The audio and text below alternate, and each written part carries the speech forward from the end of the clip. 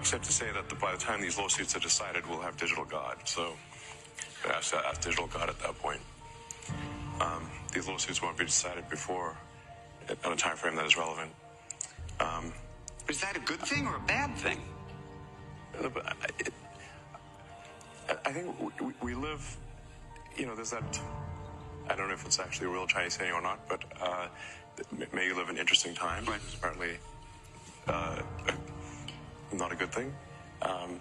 But I would prefer to, personally, I would prefer to live in interesting times. In order to have better human-AI symbiosis, we must solve the bandwidth problem. Below a certain bandwidth, we are basically just stationary to a computer. It means you can't you need an implant. And ultimately we'll need to replace like the skull, and it's going to be a zillion wire. I mean, this is some sci-fi, bizarre sci-fi stuff, and I'm not. This is certainly optional, hopefully. That's good. Mandatory replacement of my skull would have been a problem. Mandatory chip and brain is not what we're saying here for sure. But at a certain point, you say like, okay, in order, how many electrodes are needed in order to interface with have a whole brain interface? I think the irony is that we told stories of God creating us, and I think the reality is that we are creating God. What do you mean by that?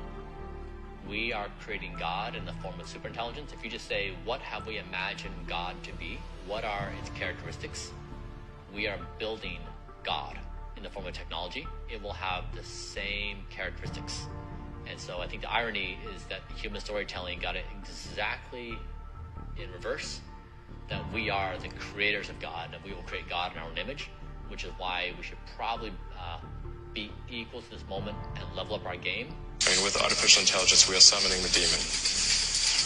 You know all those stories where there's the guy with the pentagram and the holy water, and he's like, yeah, he's sure he can control the demon. Didn't work out. Has ever gotten a supercomputer to train. And is that in that new building off to the side? That's in Memphis, actually. It's in Memphis? Yeah. Oh, so that's where you were? Yeah.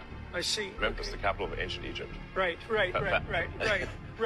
Yeah, you're bringing what? Perhaps that's where our new God will come from. Yeah, no kidding. No kidding. A lot of breakthroughs on the medical front, particularly around synthetic mRNA. You can basically do anything with synthetic RNA, DNA.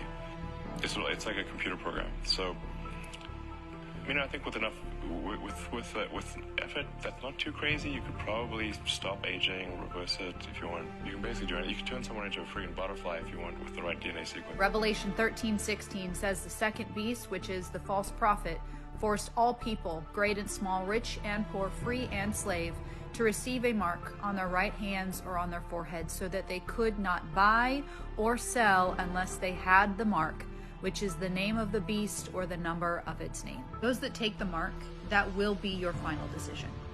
Because there is no chance of salvation after you receive the mark. There is no chance of heaven. There is no chance of Jesus, of forgiveness. Why?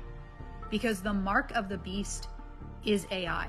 The mark of the beast is demonic Nephilim technology, and it will turn you into a hybrid. Those that take the mark of the beast will be turned into a demonic hybrid being, just like it was in the days of Noah.